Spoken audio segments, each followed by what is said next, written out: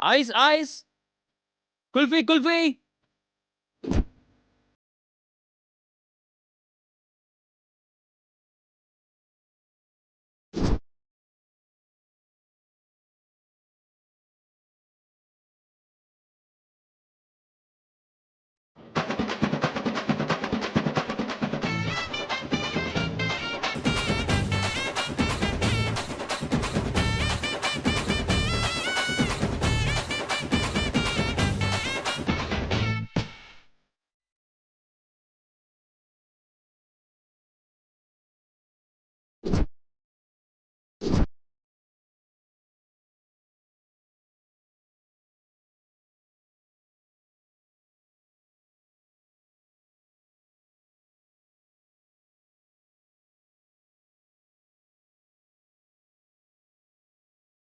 ముప్పై లక్షలు కాదు, 30 కోట్లు తీసుకో మాన్సి.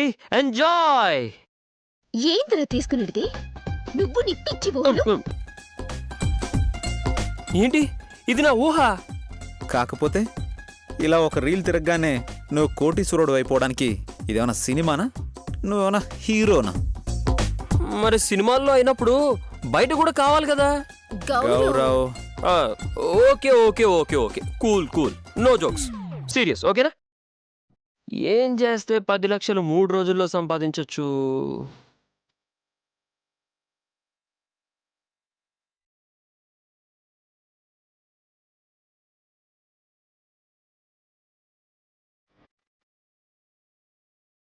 మృదులా, నీకు షేర్ మార్కెట్ మీద గ్రిప్ ఉంది కదా, అందులో ట్రై చేద్దాం. చేయొచ్చు, కానీ ఈ కనకం బ్రెయిన్కి అంత అర్థం చేసుకునే కెపాసిటీ లేదు మధు గారు. కష్టపడకుండా మనమేదో మాయ చేసామంటుంది. మనమేం చేస్తున్నామో దానికి తెలియాలి. ఇంకా అందులో అత్తయ్య ప్రమేయం కూడా ఉండాలి. అత్తయ్య తలుచుకుంటే ఏమన్నా చేయగలదని దాని కళ్ళ ముందే ప్రూవ్ చేయాలి. అప్పుడు మరో మాట మాట్లాడకుండా తలదించుకుని మరిపోతుంది. అది సరే వదినా, కానీ ప్లాన్ ఏంటి? ఈరోజు మార్చ్ 1, 3వ తేదీ సాయంత్రానికల్లా సంపాదించాలి. ఎలా? ఈరోజు మార్చ్ 1, రేపు 2 కదా. ఫస్ట్ తర్వాత సెకండే కదనయ్యా, ఇప్పుడేంటి?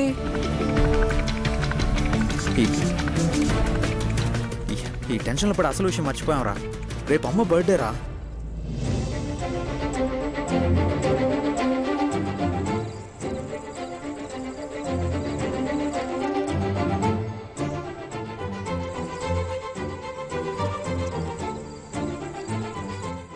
అవును కదా.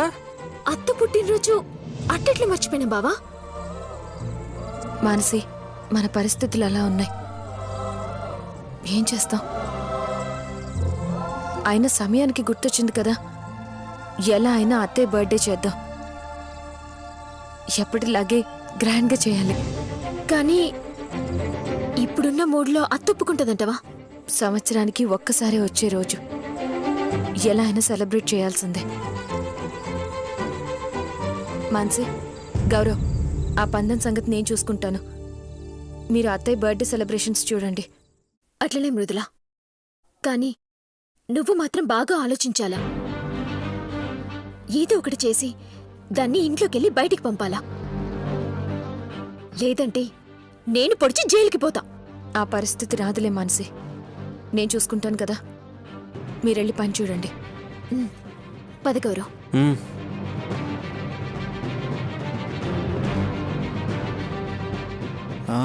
అంత కాన్ఫిడెంట్గా చెప్తున్నావు, ఏం చేద్దాం అనుకుంటున్నావు మృదుల?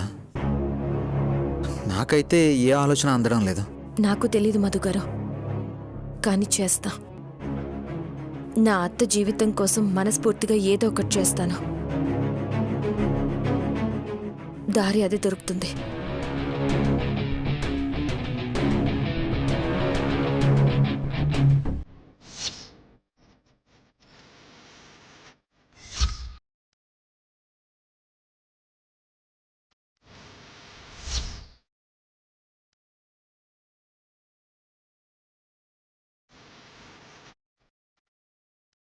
ఎందుకక్కా ఆళ్లతో ఈ పంచాయతీ? పంచాయతీ అంటావేందే?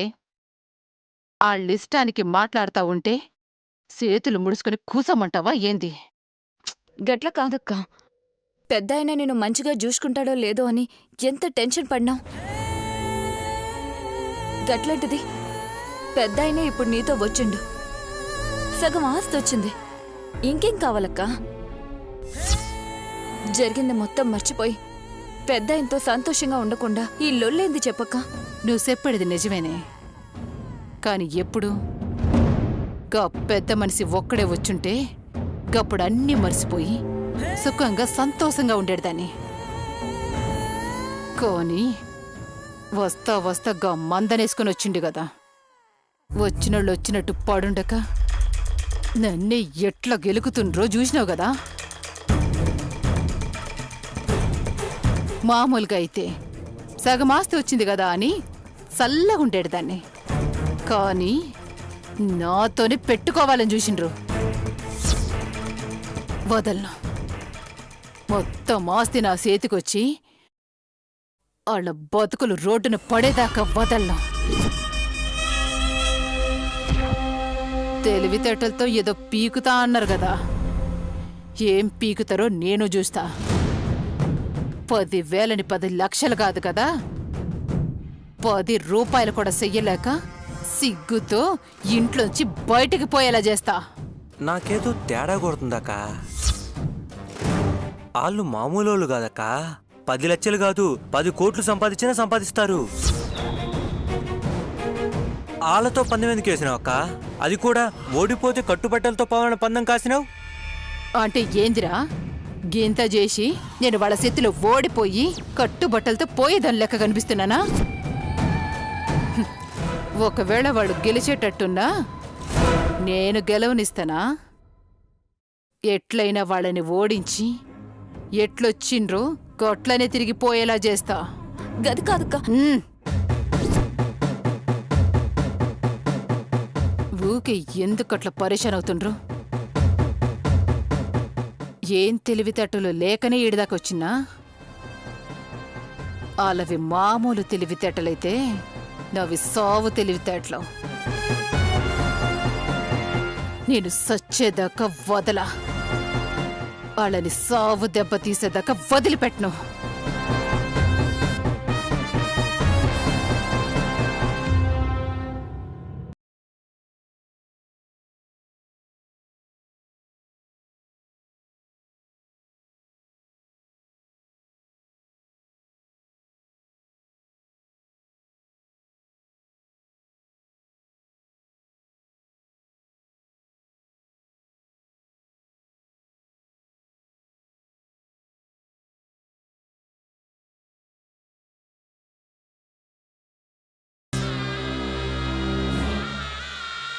వీళ్ళేంది అక్క ఇంట్లో లేనప్పుడు ఇల్లంతా ఎట్ట చేస్తుండ్రు?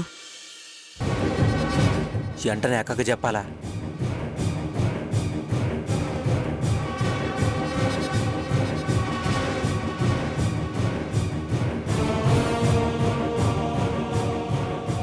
దావతు మస్తు జరిగింది చెల్లే. నీ పెండ్లి కూడా మనం ఈ రేంజ్లోనే చేయాలి.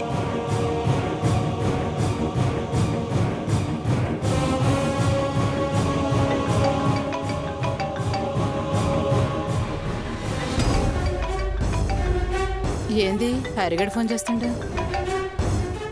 ఏందిరా? అక్క ఏడున్నారు? దావత్ అయిపోయినదా? అయిందిరా, గిప్పుడే బయలుదేరినాం. ఆయన ఏం ఫోన్ చేసినావు? అదా ఏడు నువ్వు లేవు కదక్క. ఇల్లు పీకి పందిరేస్తుండ్రక్క. ఏం చేస్తుండారు?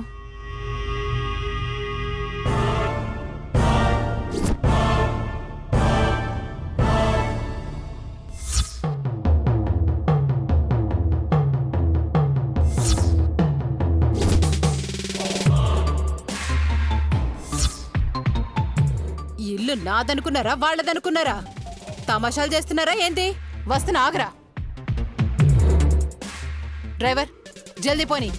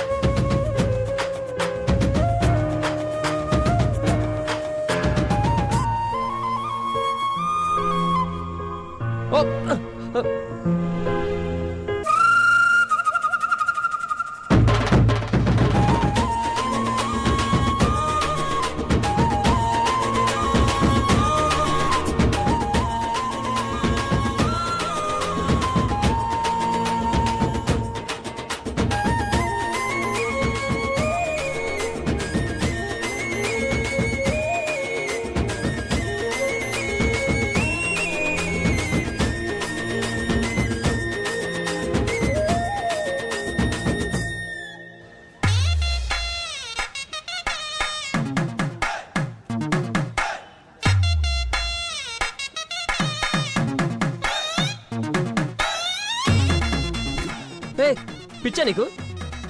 కాలడ్డం పెట్టి కింద పడేస్తావు. పోన్లే పాపమని పడిపోయేవాడిని పట్టుకుంటే పడేసినవంటవా? నాదే పోయింది, వదిలేస్తాం.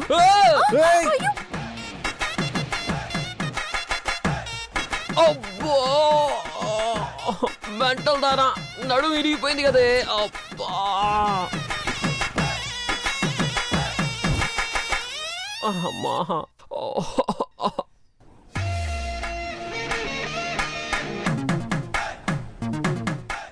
ఏంటి మానసి, పాపం ఎప్పుడు ఎందుకు ఇలా ఏడిపిస్తావు? నేను ఏడిపిస్తున్నానా? ఈ పొట్టని సంగతి నీకు తెలియదు. తిరిగి ఏడిపించే రకం. కరెక్ట్గా చెప్పావు మానసి. అయినా పడిపోయేవాడిని పట్టుకుంటే థ్యాంక్స్ చెప్పకుండా తిరిగి తిడతావేంట్రా? లే. అమ్మా, అయ్యో దీని సంగతి నీకు తెలీదు అన్నయ్య. ఇది కావాలనే కాలడ్డం పెట్టి పడేసింది.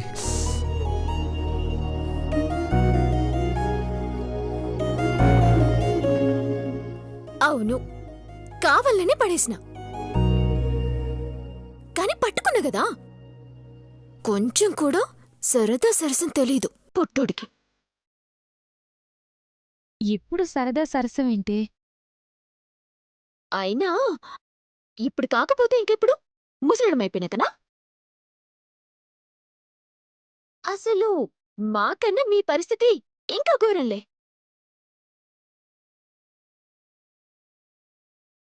పెళ్ళి సంవత్సరం అయింది కదా, కనీసం ఒక ముద్దు ముచ్చటైనా ఉందా?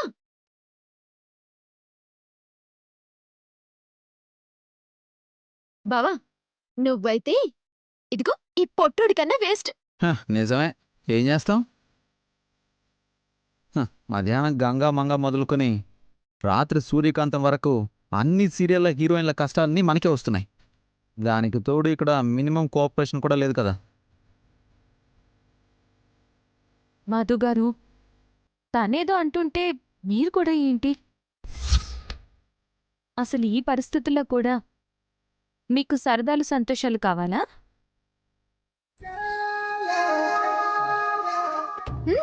అంత మంచిగుంటే ఎవ్వడైనా ఎంజాయ్ చేస్తాడు. కష్టాల్లో బాధల్లో కూడా ఎంజాయ్ చేస్తేనే జీవితం. లేదంటే జీవితాంతం ఏదో ఒక బాధ వస్తూనే ఉంటది. ఇదిగో ఇట్ట ఒకరి మొహాలొకరు చూసుకుంటూ ముసలు అవ్వాల్సిందే. అబ్బా, నీకు దండం పెడతాను మానసి, ఆపు. ఈ 2 రోజులు మనకి ఎంత ఇంపార్టెంటో తెలుసు కదా. ముందు దాని మీద దృష్టి పెడదాం. సరే, టైం అవుతుంది. కేక్ సంగతి చూడు. నేను అత్తయ్యని తీసుకొస్తాను. ఓకే మృదుల. నాకు తెలవకుండా నా ఇంట్లో సంబరాలు చేసుకుంటారా? ఎందుకక్క మళ్ళీ అనవసరమైన లొల్లి? వాళ్ళేదో చేసుకుంటుండ్రు, మనల్నేం అనట్లేదు కదక్క. అనట్లే కదా అని ఇంట్లో ఇష్టం వచ్చినట్టు ఉండనిస్తానే? వాళ్ళు ఏడవాలే, బాధపడాలే. చివరికి తల ఏడబెట్టుకోవాలనో తెలియక అవమానంతో వాళ్ళు ఇల్లు వదిలేసి బయటకు పోవాలి. అంతేగాని సంబరాలు చేసుకున్నాడేందే?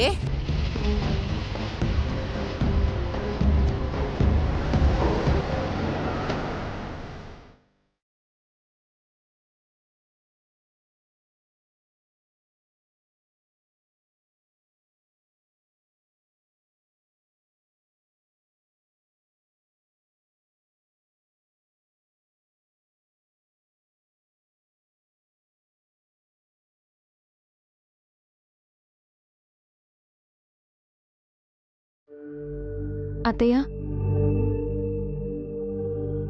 ఏంటమ్మా? ఏం లేదత్తయ్య, ఒకసారి నాతో పాటు కిందకొస్తారా?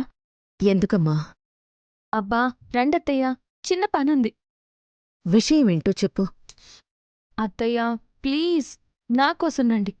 రండి, అది రండి.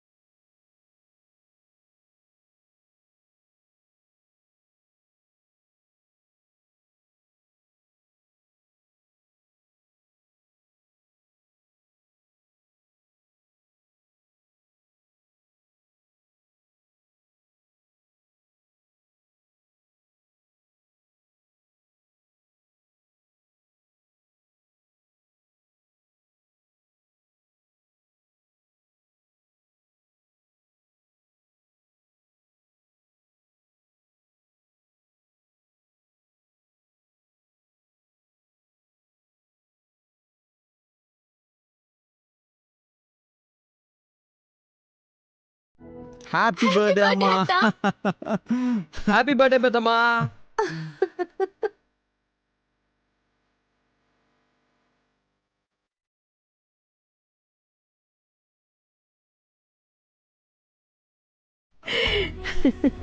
Happy birthday. హ్యాపీ బర్త్డే అత్తా.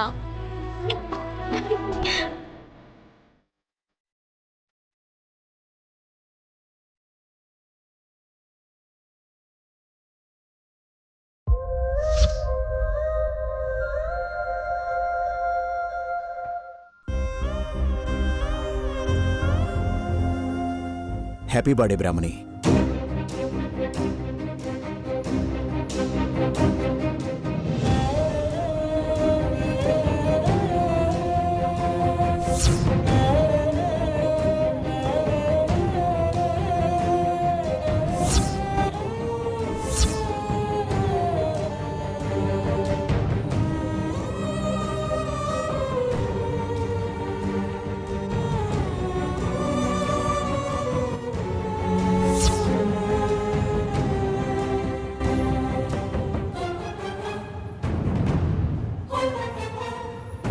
పుట్టినరోజున కన్నీళ్ళేంటత్తయ్యా? ఇవి కన్నీళ్లు కావమ్మా. ఎవరైతే నా బంధం కాదనుకున్నానో, ఎవరినైతే దూరం చేసుకోవాలనుకున్నానో, ఈరోజు వాళ్లే ప్రతి క్షణం నా సంతోషం కోసం పాటుపడుతుండడం చూసి వస్తున్న ఆనంద బాష్పాలు.